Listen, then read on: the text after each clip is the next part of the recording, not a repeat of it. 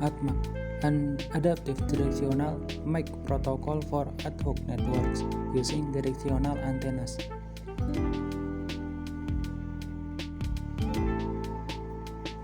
ADMAC dimaksudkan untuk meningkatkan hasil dengan membuat banyak pasangan nodes yang dapat berkomunikasi secara bersamaan. Dengan memvariasikan strategi transmisi berdasarkan penggunaan dari channel, nodes dapat mengirim berupa paket RTS dan CTS baik secara omnidireksional maupun directionally. Sebelum transmitter memulai mengirim paket, akan dilakukan pengecekan apakah transmisi yang akan keluar dapat mengganggu transmisi yang sedang berjalan.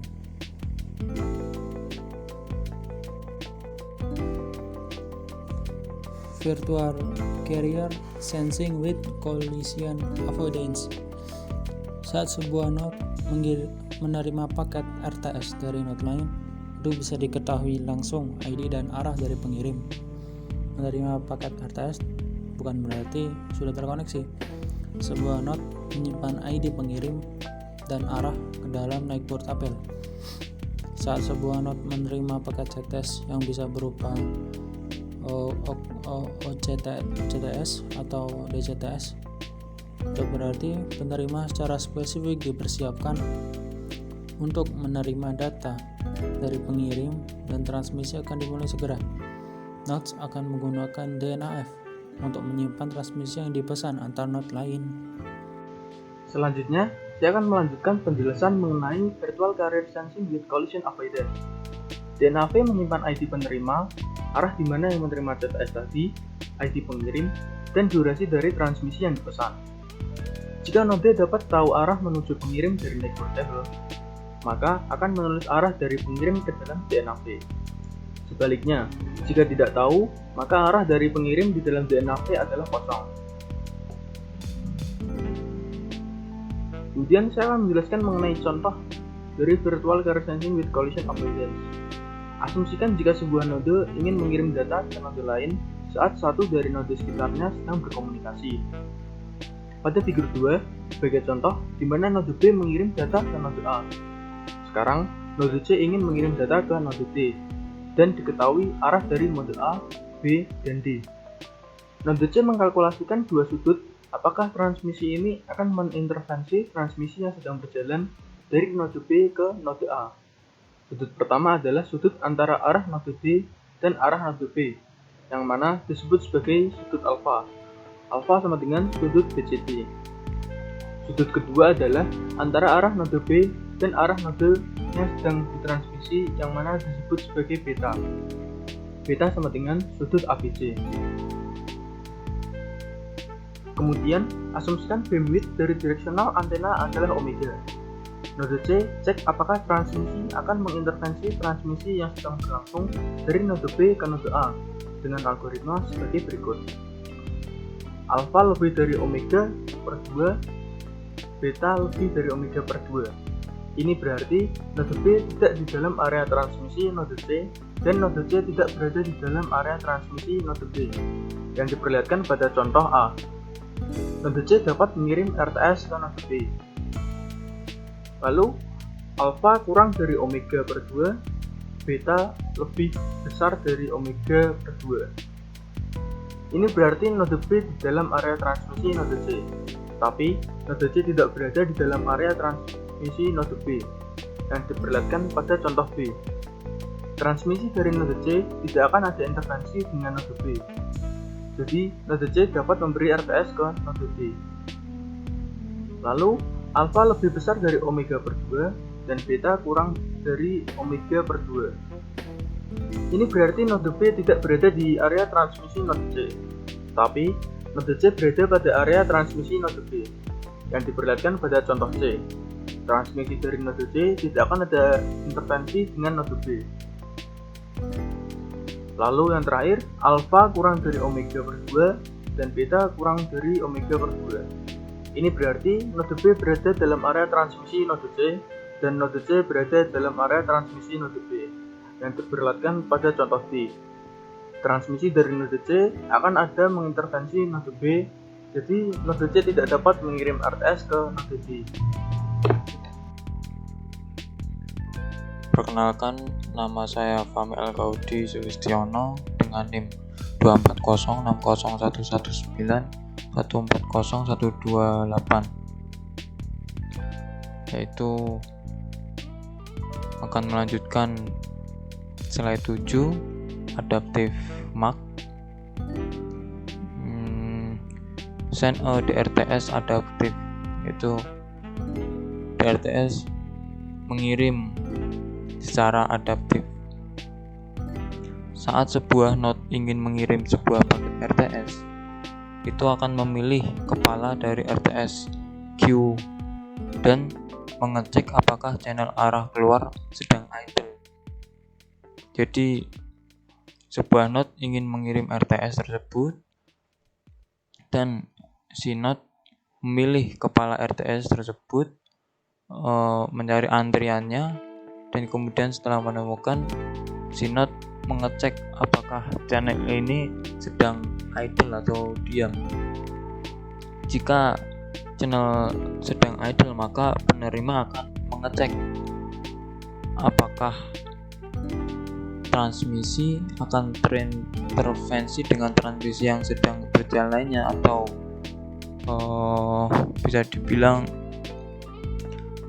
si node jika channelnya sedang idle, dia akan mengecek apakah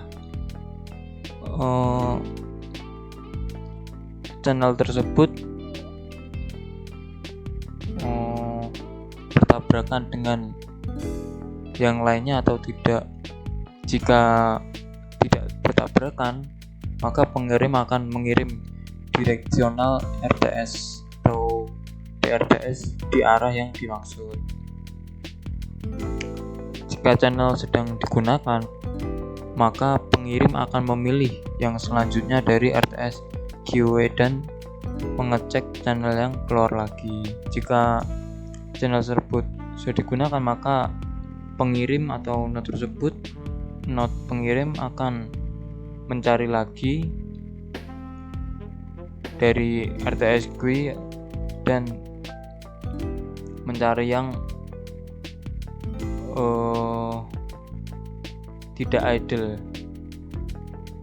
Kemudian pengirim memilih paket RTS yang tidak diblok dan pertama di dalam GUI untuk dikirim.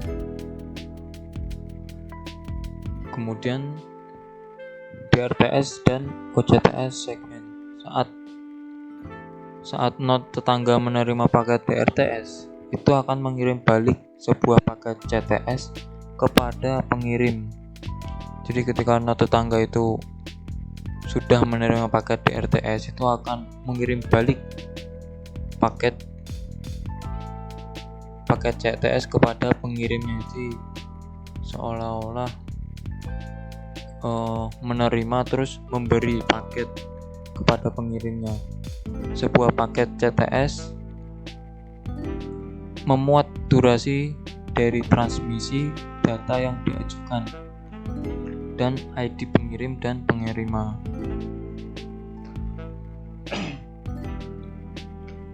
Jika channel penerima 360 derajat bebas semua, itu akan mengirim paket Omni CTS atau OCTS dan semua node sekitar dapat menerima paket OCTS.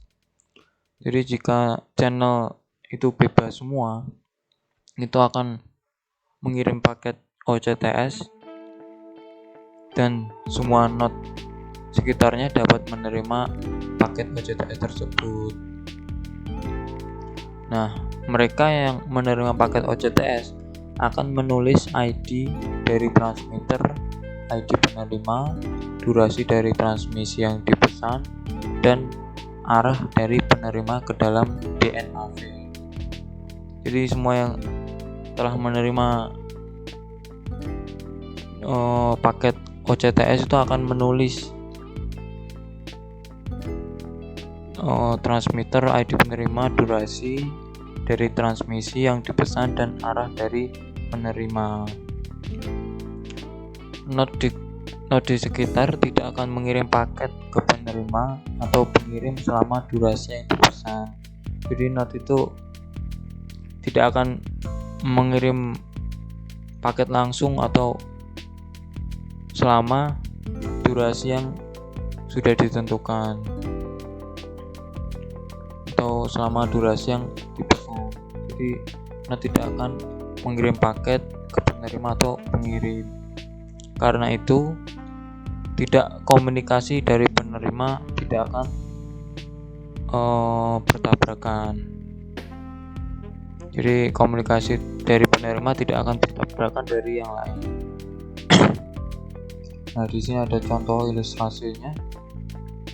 Itu sebuah ilustrasi dari DRTS dan OCTS.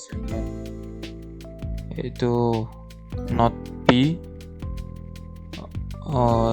di pinggir kiri di dalam lingkaran mengirim sebuah DRTS ke node C. Itu arah tanda panah ke tengah C, dan node C mengirim sebuah OCTS dalam semua arah ke berbagai arah semua 360 derajat. Dan node D tidak akan mengirim sebuah RTS ke node C saat durasi transmisi yang dipesan.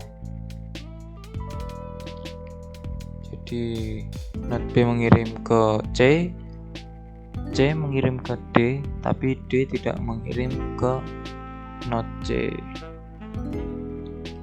Setelah penerima mengirim sebuah paket OCTS, itu akan merubah antena mode menjadi direksional mode, atau dibilang direksional itu satu arah, dan mengarahkan direksional antena ke transmitter untuk menerima data. Dan pengirim mengirim data ke penerima secara direksionali. Kemudian penerima mengirim paket ACK ke transmitter setiap n paket data. Di setiap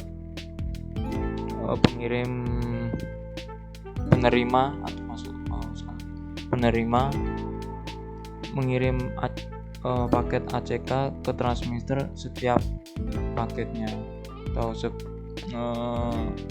seberapapun ya. Kemudian paket ACK mengindikasi nomor data berurutan yang telah menerima secara benar. Kemudian dalam gambar tersebut, asumsikan node B ingin mengirim data ke node C. Itu yang pertama asumsinya, yaitu node B mengirim sebuah DRTS ke node C. Node B mengirim DRTS ke C. Setelah itu C menerima DRTS yang dikirim B untuk mengirim sebuah OCTS omnidirectionally, dan semua tetangga termasuk node B juga dapat menerima OCTS tersebut, menerima OCTS dari node C. Dan saat node B menerima OCTS dari node C, bisa diketahui kalau node C akan menerima data dari node B dan durasi transmisi yang dipesan, sehingga node D tidak akan mengirim DRTS ke node C saat durasi transmisi yang dipesan. Jadi node D tidak akan mengirim DRTS ke node C selama transmisi yang ditentukan atau transmisi yang dipesan. Perkenalkan, nama saya Bagus Ananda Nur Wicaksono dengan NIM 24060119191 Di sini saya akan melanjutkan presentasi dari kelompok kami. Selanjutnya ada DRTS dan juga multi DCTS shake hands. Jadi jika ada sebuah skenario masalah, yaitu sebuah node menerima DRTS dan ingin mengirim sebuah paket CTS kepada pengirim, tetapi channel dalam satu arah atau beberapa arah sedang digunakan, sehingga penerima tidak dapat mengirim CTS omnidirectionally. Nah, selanjutnya